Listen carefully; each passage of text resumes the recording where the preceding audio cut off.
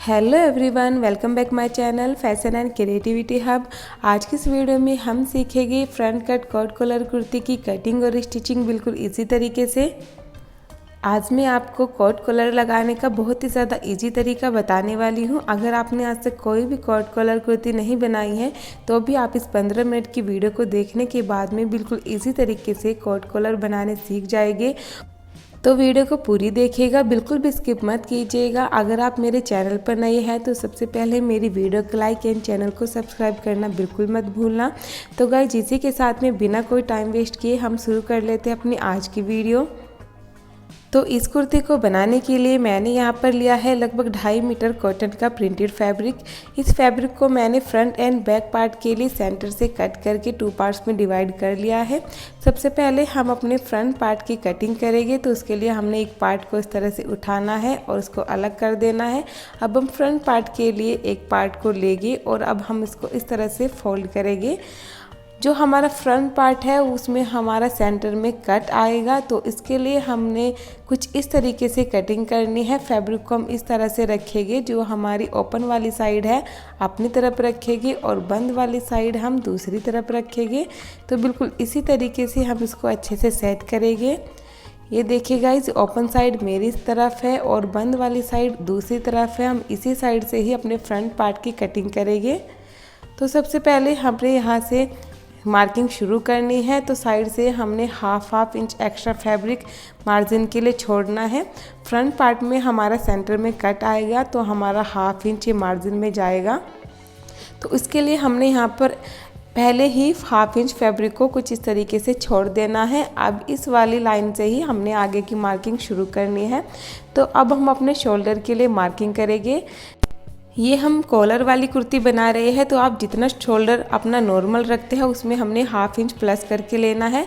तो मैं यहाँ पर 7 इंच का शोल्डर लूँगी और यहाँ पर हमने शोल्डर में हाफ इंच प्लस करके आर्म होल की लंबाई लेनी होती है। तो यहाँ पर मैंने 7.5 इंच की आर्म होल की लंबाई रखी है कुछ इस तरह। अब इस निशान को हम आगे की तरफ एल शेप में बढ़ा लेंगे। ऊपर से हमने हाफ इंच शोल्डर को डाउन कर देना है, जो कि हम हर कुर्ती में करते हैं। अब यहाँ से हमने अपने बस्ट के लिए मार्किंग करनी है। तो जो भी आपका बस्ट साइज है उसका 1/4 यहाँ पर लेगी और लगभग 2 इंच एक्स्ट्रा हम यहाँ पर मार्जिन लेंगे। अब हमने शोल्डर से नीचे की साइड में एक निशान 14 इंच पर कमर के लिए और 21 इंच पर हिप के लिए लगाना है। कमर के लिए भी हमने सेम तरीके से मार्किंग करनी है। आप अपनी कमर का 1/4 लीजिए और उसमें हमने 2 इंच एक्स्ट्रा मार्जिन रखना है।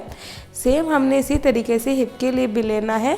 आप अपने हिप साइज का 1/4 लीजिए और उसमें 2 इंच एक्स्ट्रा मार्जिन रखिए। अब हमने बिल्कुल इसी तरीके से तीनों ही निशान को आपस में मिला लेना है। तो इस तरह से हमारी कमर से हिप तक की मार्किंग हो चुकी है। अब हमने आर्म होल में गोलाई देनी है। ये हमारा फ्रंट पार्ट है, तो फ्रंट पार्ट में हम 1 इंच का इस तरह से निशान लगाएंगे और आर्म होल के लिए गोलाई दे देंगे। ये देखिए, अब हमने इस हिप वाले निशान को अपने फैब्रिक के लास्ट वाले पॉइंट से इस तरह से मिलाकर रखना है और इसको बिल्कुल ए लाइन में मार्किंग करनी है। तो इस तरह से हमने अपनी कुर्ती के लिए ए लाइन में मार्किंग कर ली है। अब हमने नीचे की साइड से 2.5 इंच पर एक निशान लगाना है इस तरह, और यहाँ से हमने आगे की तरफ घुमाते हुए हल्की सी गोलाई दे देनी है। इसमें हमने गोलाई ज़रूर देनी होती है क्योंकि इससे हमारे कॉर्नर नहीं निकलते हैं और बहुत ही ज़्यादा फिनिशिंग के साथ में कुर्ती बनकर रेडी होती है। तो गाइज़, अब हमने बिल्कुल इसी मार्किंग के ऊपर से इस फैब्रिक की कटिंग कर लेनी है। तो यहाँ पर मैंने फैब्रिक की कटिंग कर ली है। अब हम अपने नेक के लिए मार्किंग करेंगे। तो जो हमने हाफ इंच छोड़ा है इसके आगे की साइड में ही हमने मार्किंग करनी है। तो नेक की चौड़ाई मैंने 3 इंच रखी है और नेक की गहराई भी हम 3 इंच ही रखेंगे। तो अब हमने इन दोनों ही मार्क को मिलाते हुए हल्की सी गोलाई दे देनी है। इसमें हमने बिल्कुल गहरी गोलाई नहीं देनी होती है, इसमें हम कॉलर लगाएंगे तो कॉलर के लिए हमने हल्की सी गोलाई देनी होती है। अब बिल्कुल इसी तरीके से इसी मार्किंग के ऊपर से हमने अपने नेक की कटिंग कर लेनी है।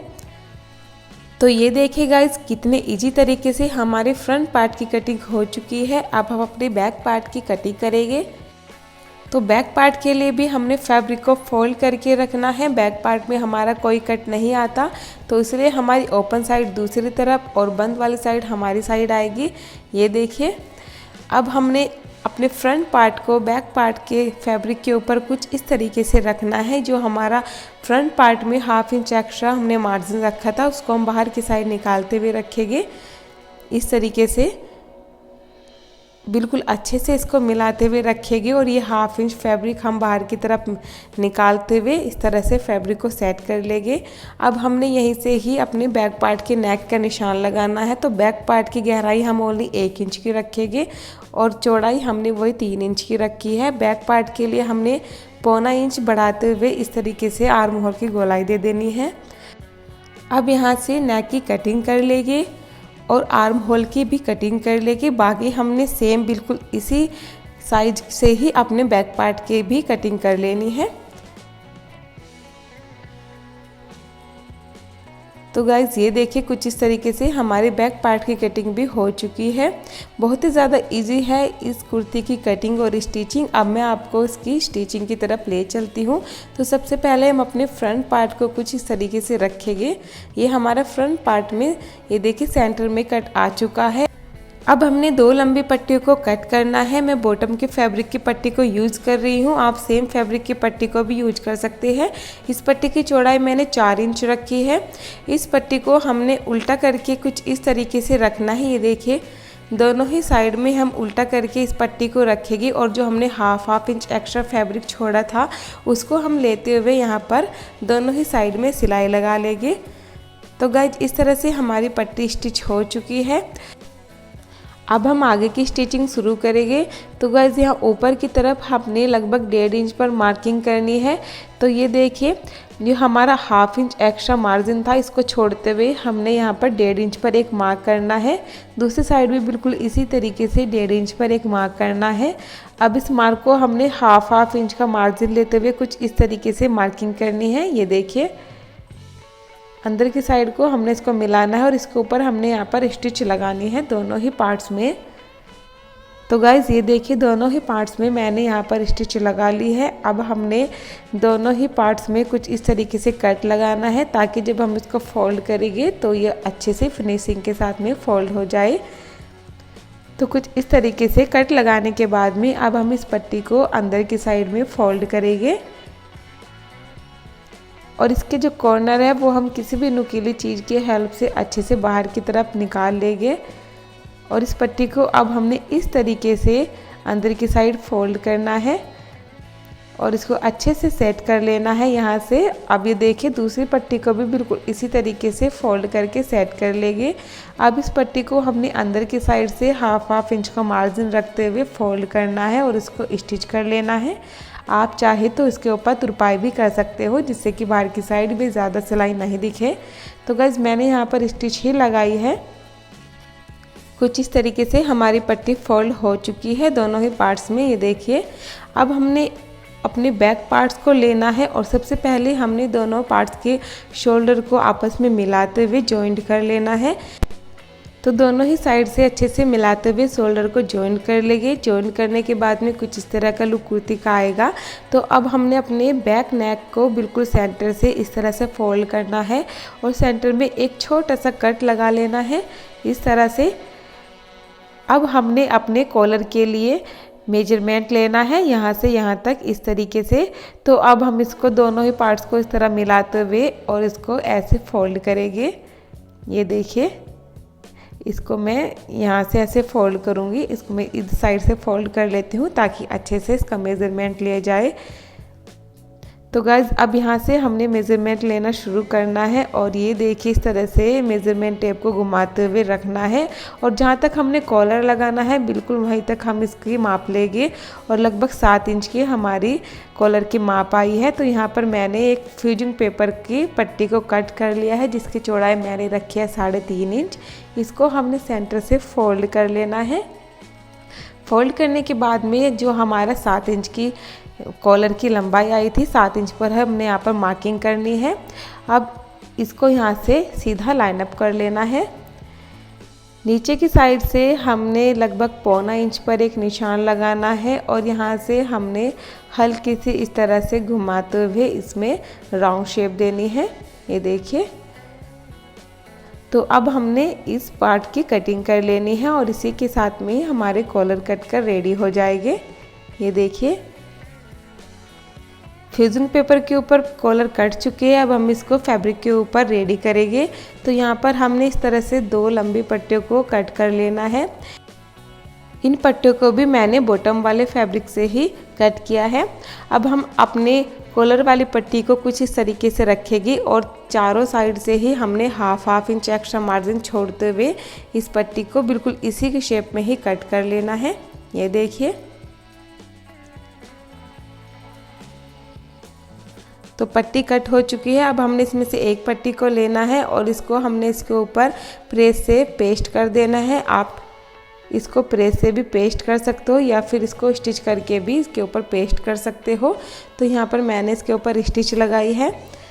तो गाइस, जिस तरीके से एक पट्टी के ऊपर जब हम इसको इस तरह पेस्ट कर लेंगे, उसके बाद में हमने दूसरे फैब्रिक की पट्टी को कुछ इस तरीके से रखना है और इसके ऊपर हमने इस वाली पट्टी को रखना है और 3 साइड से इसको स्टिच लगानी है। ये देखिए। तो 3 साइड से स्टिच होने के बाद में कुछ इस तरीके से हमारे कॉलर आएंगे। ये देखिए, एक साइड हमारी ओपन है तो इस साइड से हम इस कोट कॉलर को पलट लेंगे। ये देखिए, और इसको अच्छे से सेट करेंगे। इसके कॉर्नर हमने किसी भी नुकीली चीज़ की हेल्प से बाहर की साइड निकाल लेने हैं और अच्छे से इसको सेट कर लेना है। ये देखिए। अब हमने इस कॉलर को भी सेंटर से फोल्ड करना है।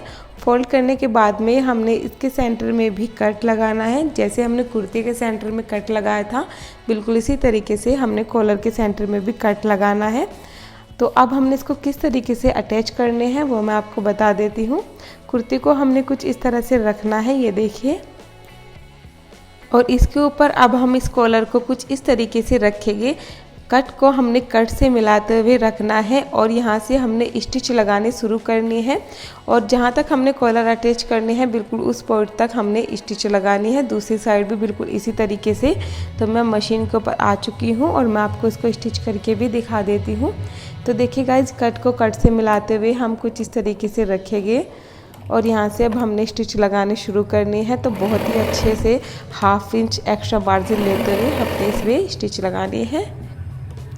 बहुत ही धीरे धीरे अच्छे से इसको मिलाते हुए हमने स्टिच लगानी है।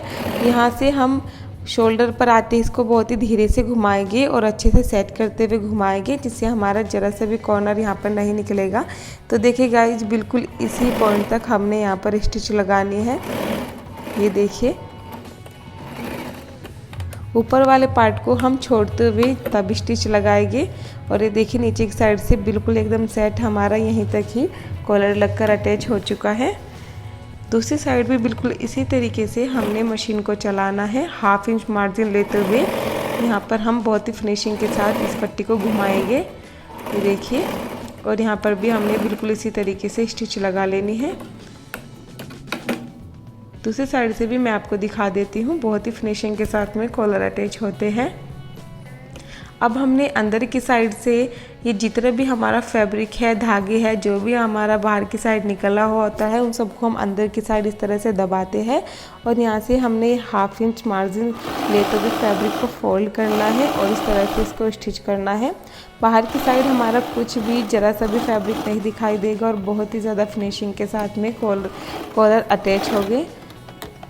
ये देखिए, कोट कॉलर लगाना कितना ईजी है गाइज। ये देखिए कितनी फिनिशिंग के साथ में हमारे कॉलर लग चुके हैं।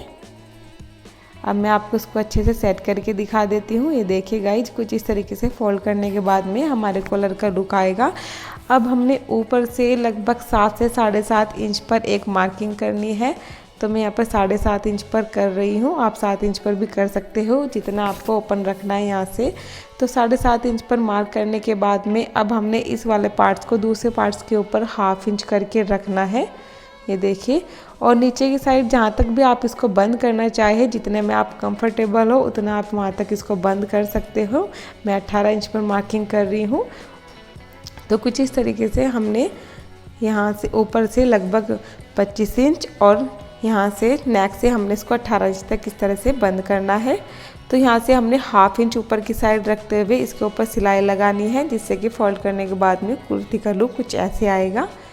तो गाइज़ अभी हम यहाँ पर इसको स्टिच करके दिखा देते हैं। ये देखिए गाइज़, मैंने यहाँ से यहाँ तक इसको अच्छे से स्टिच कर लिया है। कोट कॉलर भी हमारा बहुत ही फिनिशिंग के साथ में दिखाई दे रहा है, ये देखिए। अब हमने यहाँ पर इसके आर्म होल को रेडी करना है। उसके लिए मैंने यहाँ पर 2 अरेब की लंबी पट्टी को कट किया है। इसको हमने नॉर्मल ही डबल फोल्ड करके अटैच करना है। उसके बाद में हम इसको अंदर की साइड फोल्ड करके सिलाई लगा देंगे। बिल्कुल इसी तरीके से दूसरे आर्म होल पर भी हमने अरेब की पट्टी के साथ में इसको सिलाई लगाकर फोल्ड करना है और रेडी करना है। तो गाइज़ यहाँ पर मैंने दोनों ही साइड के आर्म होल को रेडी कर लिया है। ये देखिए, बहुत ही ज़्यादा फिनिशिंग के साथ में हमारे आर्म होल भी रेडी हो चुके हैं। तो अब इसके बाद में हमारी बचती है साइड वाली सिलाई और नीचे वाली सिलाई। तो हमने कुर्ती को इस तरह से उल्टा करना है और साइड में हमने 2-2 इंच एक्स्ट्रा मार्जिन रखा था। तो हमने 2-2 इंच एक्स्ट्रा मार्जिन लेते हुए बिल्कुल लास्ट कॉर्नर तक इसको स्टिच करना है। दूसरी साइड भी बिल्कुल इसी तरीके से 2-2 इंच का मार्जिन लेते हुए हमने बिल्कुल लास्ट कॉर्नर तक इसको स्टिच कर लेना है। उसके बाद में गाइज हमने इसको नीचे की साइड से ½ इंच फोल्ड करना है। आप चाहे तो ज़्यादा भी फोल्ड कर सकते हो, मैं इसको ½ इंच फोल्ड करूँगी और इसी के साथ भी हमारी कुर्ती यहाँ पर बनकर रेडी हो जाएगी। ये देखिए गाइज, हमारी कुर्ती यहाँ पर रेडी हो चुकी है। हमने साइड से फोल्ड कर लिया और नीचे की साइड से भी ½ इंच इसको फोल्ड कर लिया है। अब आप चाहे तो उसके सेंटर में यहाँ पर कोई भी बटन वगैरह कुछ भी लगा सकते हो, जो भी आपको पसंद हो। कोई एम्ब्रॉयडरी कर सकते हो या फिर यहाँ पर आप बटन अटैच कर सकते हो। तो गाइज इस कुर्ती को रेडी करने के बाद में जो मेरी कुर्ती का फाइनल लुक है वो आप देख ही सकते हो। उसको मैंने बॉटम के साथ में वेयर करके आपको दिखाया है। तो गाइज़ अब आप देख ही सकते हो कितनी फिनिशिंग के साथ में और कितने आसान तरीके से हमने कोट कॉलर कुर्ती को बनाकर रेडी किया है। कोट कॉलर लगाना बिल्कुल भी हार्ड नहीं है, बहुत ही ज़्यादा इजी तरीका मैंने आपको बताया है। अगर आपको मेरी वीडियो और मेरे बताने का तरीका पसंद आया है तो प्लीज़ मेरी वीडियो को लाइक एंड चैनल को सब्सक्राइब करना बिल्कुल भी मत भूलिएगा। और अगर आपको मेरी वीडियो पसंद आई तो कमेंट करना भी बिल्कुल मत भूलिएगा। मैं आपके लिए इसी तरह के नए नए डिज़ाइन लेकर आती रहूँगी। तो मिलते हैं आपको अपनी नेक्स्ट वीडियो में, तब तक के लिए बाय बाय।